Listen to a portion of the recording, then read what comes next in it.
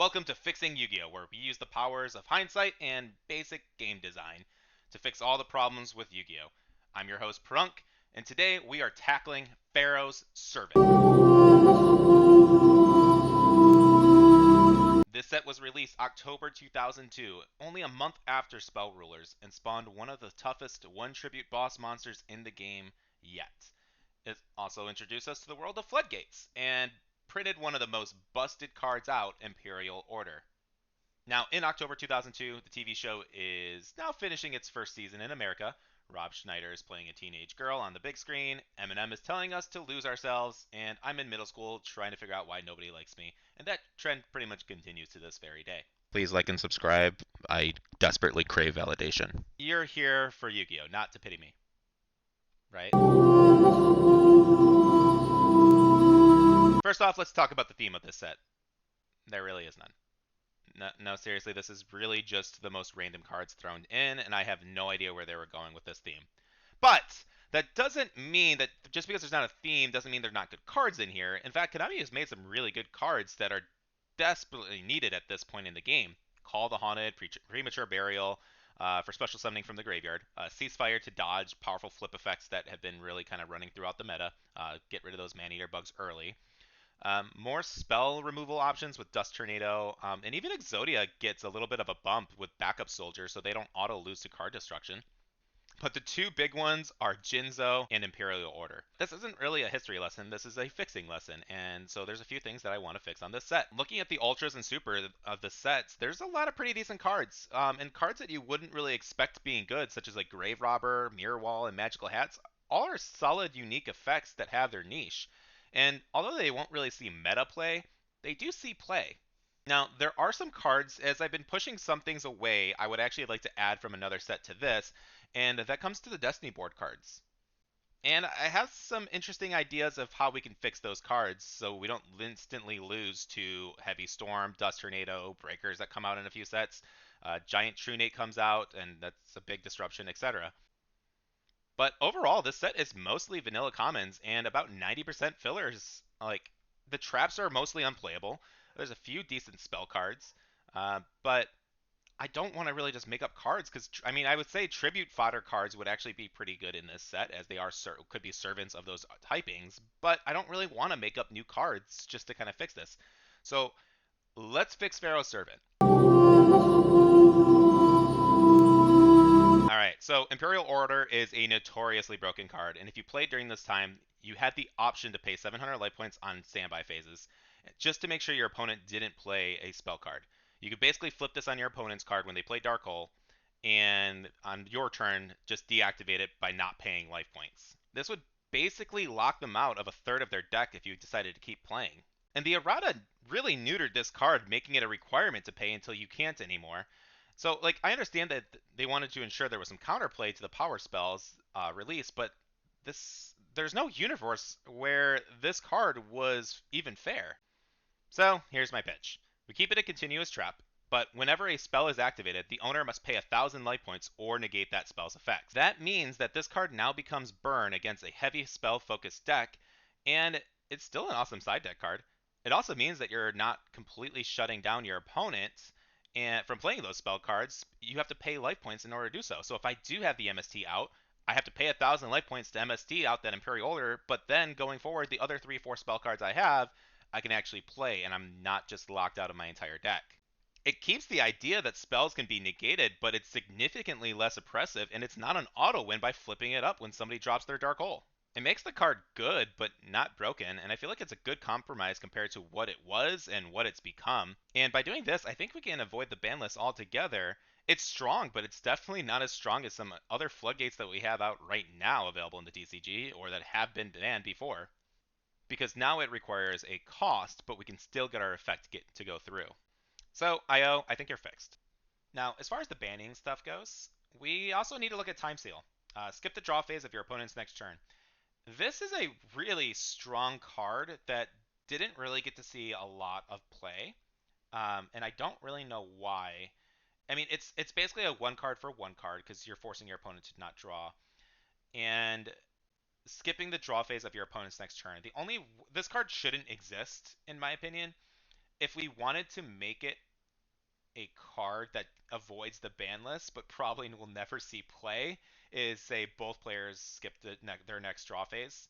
So that way it kind of puts that, hey, I have 4 cards in hand, you have nothing. It like I'm gonna force us both to just it's just basically a skip the draw for both players, but we get our battle phase. At that point, it would be good, and I think we can avoid the ban phase because it's more fair. But I don't know if I would even play it at that point because it's again a win more card. So I think this is just needs to be scrapped altogether, but otherwise, the only way they can keep this off the ban list is by saying both players skip their next draw phase. Forced Requisition. Um, if there's a theme to this set, it comes out in a lot of these trap cards. Force this, Prohibition that. I'm starting to paste together that the Pharaoh's kind of a dick. So you can activate this card when you discard from your hand. After that, each time you discard a card from your hand, your opponent must also discard the same amount of cards. So this card's pretty cool. And I was honestly not really aware about this card for a while until somebody mentioned it to me. But I don't think this card really needs a fix. The card's pretty good in mill. You can play card destruction to really force the activation of the opponent's cards. So really, I just wanted to kind of give it a shout out because this is pretty solid in these early formats as a good side decking card. And if your opponent happens to play like Morphing Jar or something, then this is a cool counter card to that. I'm not quite sure on how the timing works out for that kind of stuff, but if it activates the way I think it does, where you are discarding your hand, you draw for Morphing Jar, and then this card would activate, where then you are discarding those cards you just drew. Uh, that can be brutal. I think it activates that way. I haven't been able to find a decent ruling for it though, so I'm gonna go off that assumption. Somebody will tell me in the comments that I'm wrong, but hey, it's my video. But it has to be a trap because of cards like Delinquent Duo and Confiscation.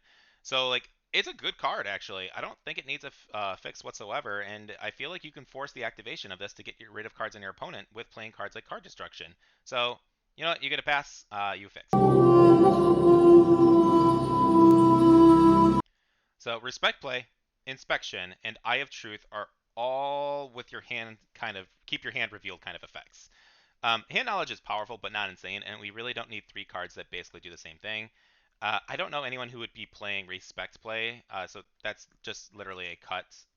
And Inspection can just be replaced with Eye of Truth. We're just really trimming the fat with this kind. Eye of Truth, your opponent must keep their hand revealed. Once per turn during your opponent's standby phase, if they have a spell in their hand, they gain 1,000 life points if they have spells in their hand at resolution. Uh, this is horrible. I don't think anybody's ever played this in Yu-Gi-Oh! Hand knowledge is strong, but it's not that strong. So giving somebody life points to play this card is just dumb. So I think we can remove the entire last like 3-4 sentences and just keep your opponent must keep their hand revealed, and it might see some play with that. All right, so because there's a lot of cards in this that just really need fixes, and there's not much thematically we can really do, I decided we're going to try and do a lightning round. And so I'm just going to generate a bunch of random cards, and we're going to see how many I can fix in about 5 seconds. If something needs a bit of explanation afterwards, I'll try and do that, but let's start the clock and see how many I can knock out in a minute. All right, starting now. Gift of the Mystic Elf, increase your life points by 300, just make it 500. Eye of Truth, just opponent, keep your hand revealed. We talked about that. Numinous Healer. The problem with life point generation cards is they really don't advance the board state. We need cards that will buff this up. I think buffing by 1,000 life points for each card in the graveyard of this, so we can just simply do something like that. Solemn Wishes. This card is actually fine. There's a princess card, Fire Princess card that I think can really make this work. So I think this is actually fine. Solomon's Law Book. This card. Uh, I I guess the only reason you'd play this or Snatch Steal, uh, make this a continuous trap and skip your standby phases. You could combo it with like IO and stuff. Earth Shaker. Uh, this is a filler card if I've ever seen one. This was never going to be played. A fix that could be made is a continuous trap that says cards. Oh, shit, that was it. I'm going to finish this last one.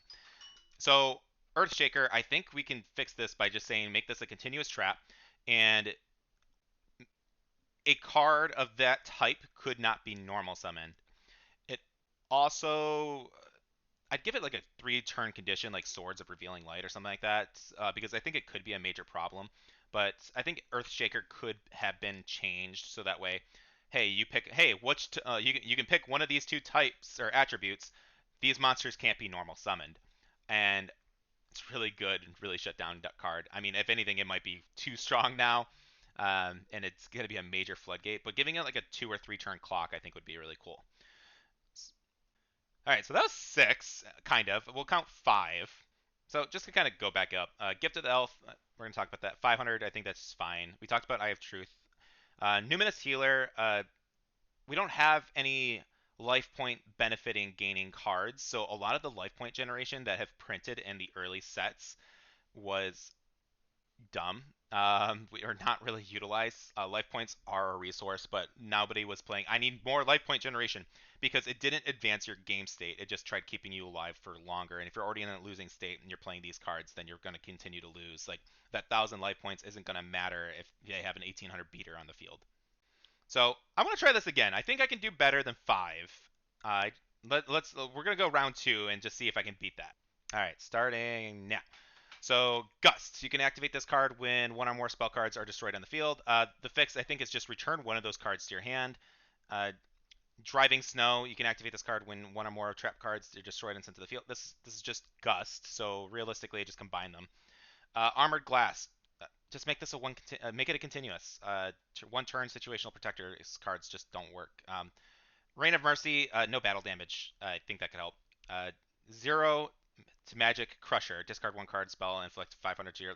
That's filler. It's trash it. There's no saving that. Gamble. You can activate this card when your opponent has 6 or more cards. If you call it right, you have a 5. Oh my god. What the hell is this? Your opponent has to have 2 cards more in your hand. Flip a coin. Draw 2 cards on success. Discard 2 on fail. That's so stupid. Uh, Bubonic Vermin. This is just it's just a worse Mamunga. Just allow it to special summon all the vermin and flip instead. And oh crap, I'm out again. So yeah, Bubonic Vermin just allow it to be special summoned and special summon all of them instead of just a few. This gives it its niche and it's different from Mamunga in that case where okay, I'm not gaining life points. I'm not like I'm not dealing life points like Germ. It's its own card where it just special summons a bunch of these little beasts. So I kind of want to quickly jump back to Driving Snow and Gust. Uh, they just really need to be the same card. It's in like it. The artwork looks like it's being like, these cards are being blown away by a heavy storm. So it's kind of like a Starlight Rod, but saves one of those cards instead of summoning. And also, I think it'd be really funny to have like the woman handing over her baby or something, so, trying to save that baby in artwork.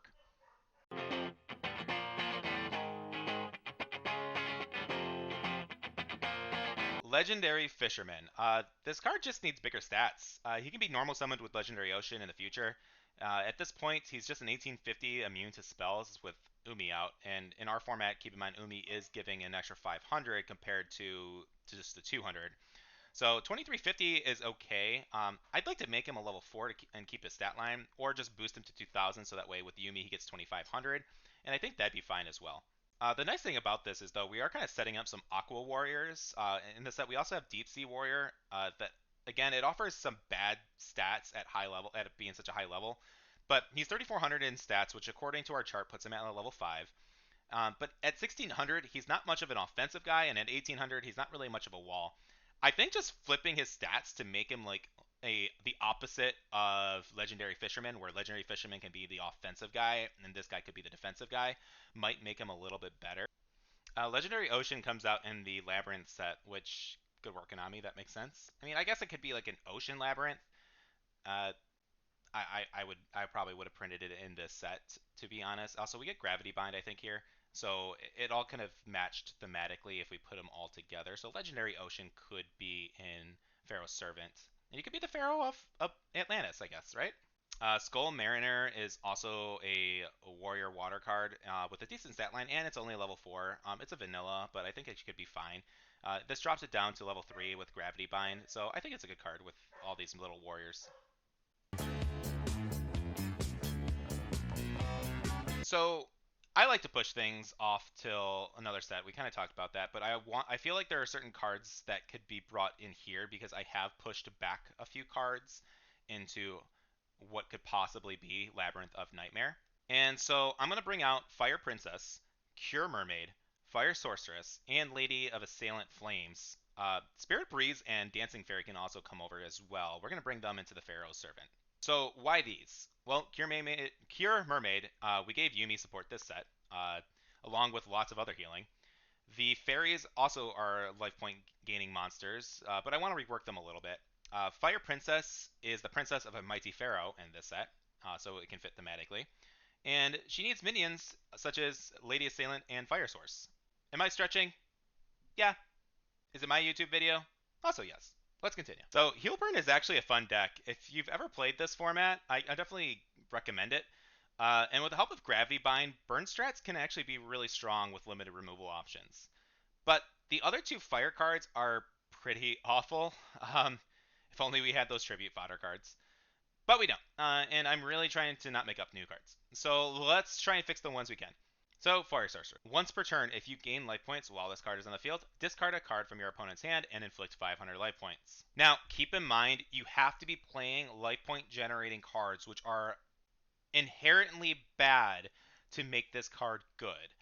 So it is much more telegraphed than just playing a confiscation where you pay 1,000 life points. But because you have to dedicate several cards to getting a card out of your opponent's hand, I actually think this is fair, and it does find its value with playing more healing focused cards. Lady of Assailant of Flames. Once per turn, if you gain life points while this card is on the field, banish the top card of your opponent's deck and inflict 500 life points. We could say send it to the graveyard, but I think the banishing is a lot cooler. And Fire Sorceress is definitely the better of the two. So this gives her some kind of niche of, hey, I'm making sure that these cards are gone forever and just burning them from you. You won't ever get to see them play. All this life point thing is very small chip burns that can kind of build up. And now keep in mind, with our master rules, all of these effects are once per turn. We've kept everything once per turn throughout this entire gameplay, so anything that you feel like, hey, that's really strong, but it can only happen once, so you can't just continuously chain these really powerful effects. In those like fire burning healing decks, a lot of people splashed in like Cure Mermaid, who would consistently gain life points, so that way you can get those effects off with like Fire Princess. So you got the waters kind of taking the front line, and you can play like the big beaters with like the water types playing Yumi. And we just gave those cards some support and needed. So you kind of have a good little. I have a relatively weaker front line because of Yumi kind of support, but they're all unaffected by spell cards. And then they're gaining life points, so if I play this fire card, then they're also going to get burned for life point damage. I think it's a cool strategy. Now, we made those other two cards a lot stronger.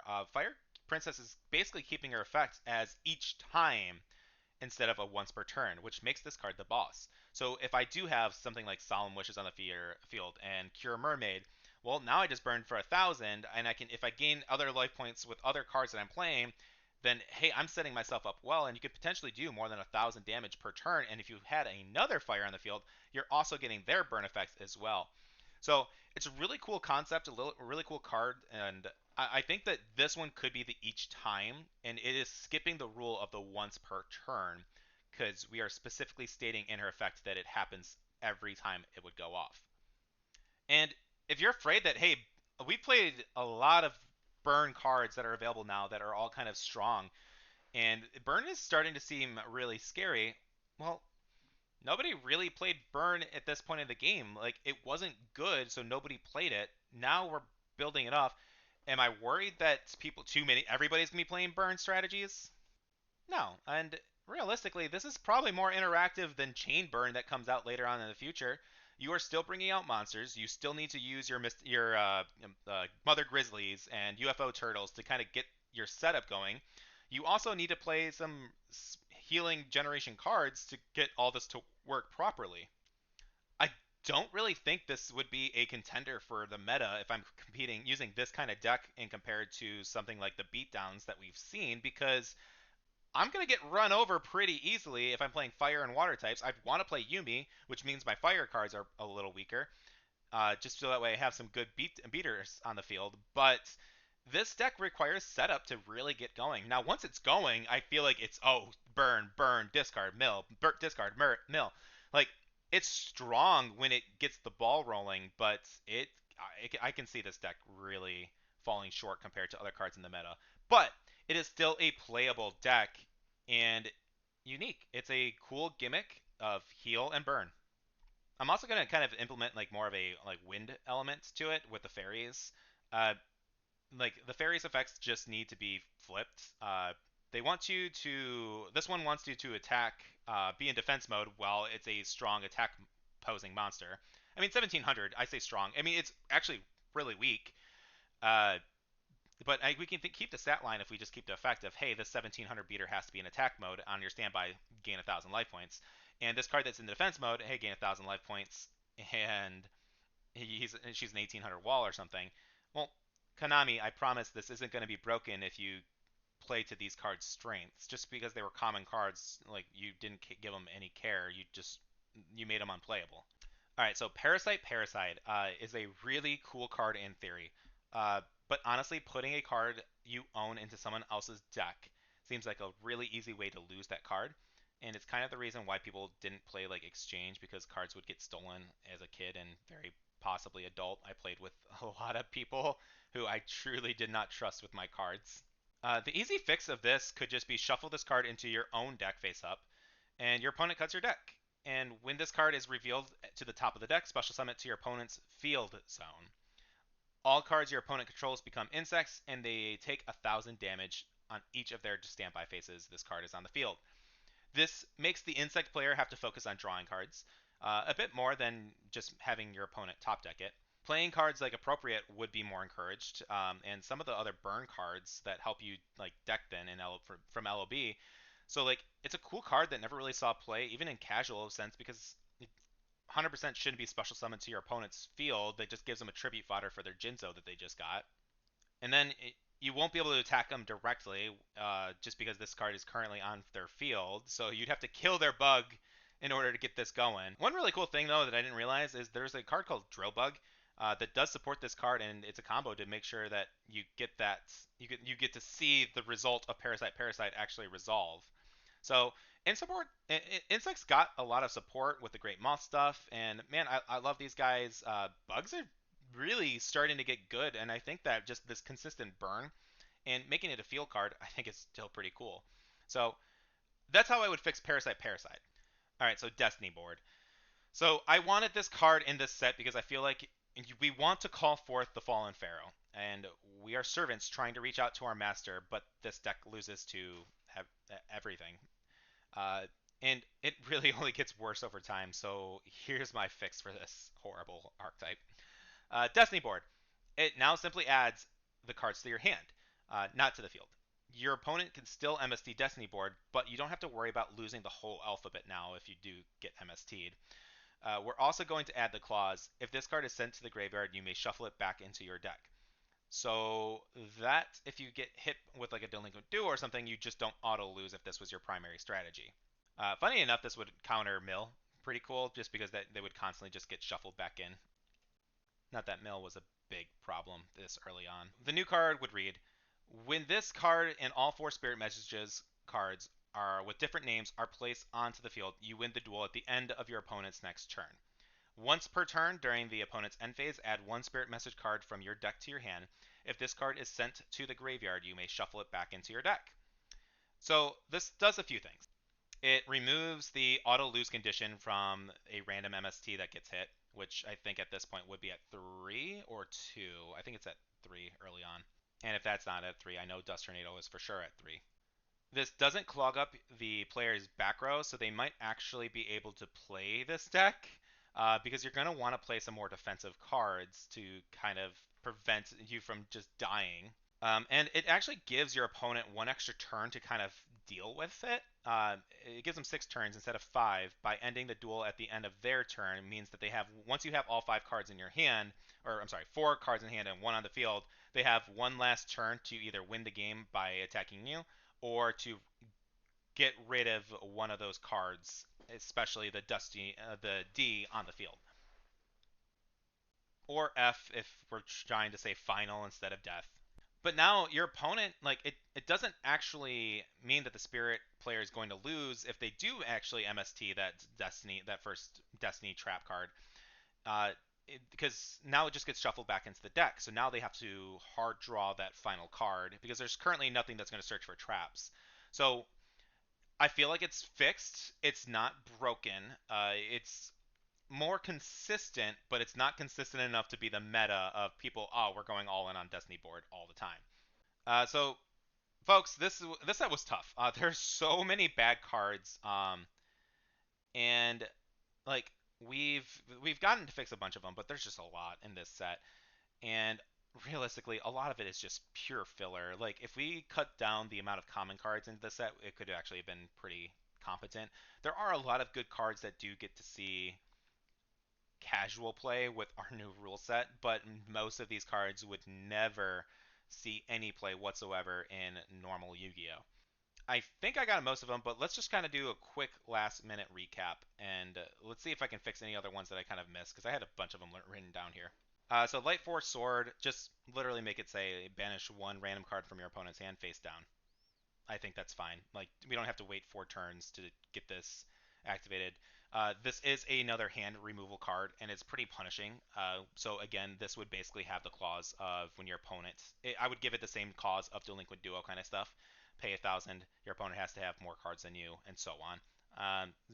But this that would make this card actually playable. Nobody's keeping track of this card for 4 turns. It's a one card removal to remove one other card for 4 turns. It's not good. Just banish one random card from your opponent's hand, makes it super strong. Put the other conditions as far as hand removal cards. We could also say send a one like discard one card from your opponent's hand. If it's a monster, banish it face down, or something along those lines. But I think the 4 turn thing is just not good. If this was a continuous, you could do it every 4 turns, then maybe that would be kind of cool. But as it stands right now, nobody's ever playing this card. Vampire Baby. At the end of the battle phase, if this card destroyed a monster by battle and sent it to the graveyard, you can special summon that monster to your side of the field. This card in current Yu-Gi-Oh is never seeing play in our format. With our equip spells, this would end up being a 1400 beater, which is still probably not attacking over much. But if you're playing a field, then it gets like 19. It becomes playable in our format. I think it's fine in our game mode. There's no way to fix this, I think, in modern Yu-Gi-Oh though. Chain Destruction is actually a pretty cool card in my opinion in the early set. I just really wish is when a monster with 2000 or less attack is summoned, target them and destroy all cards with their name in your hand and main deck. It doesn't destroy the monster on field, but it does get rid of a bunch of other stuff. I think that this card should say destroy all cards with that name in the hand, field, and on the field, or a hand, field, and main deck for both players. So if I summon my Jins or my Lajin, then this destroys the Lajin on the field and all the other Lajins in both of our decks. It's kind of like a nobleman for like face up 2000 or less attacks. I think doing something like that would have made this card see some competitive play, and I think this card should have gotten some more competitive recognition even at itself. But I think just if it actually destroyed the card, then it'd be good. But because it doesn't, it's automatically bad. Dimension Hole. Select one monster on your side of the field and remove it from play until your next standby phase. While the monster is removed from play, the monster zone of the selected monster cannot be used. Th- this would be fine as a quick play card. It just helps dodge some removal stuff, which I think is totally fine. So putting this as a just a quick play would see competitive play. So it makes it from a completely trash card to a really good meta staple, in my opinion, just by adding the quick play aspect to it. World Suppression. You can activate this card when a field spell is activated. Negate the field spell during this the turn this card is active. So just make this a counter trap, so it can't be countered, in my opinion. And I think it's really good. It's actually significantly better now because of our format and how powerful field spells have been. So World Suppression would actually see play, I think, even if it just stays exactly how it is. Mystic Probe, we haven't really buffed much of continuous spell cards on the field. So negate all continuous spell cards on the field while this card is activated.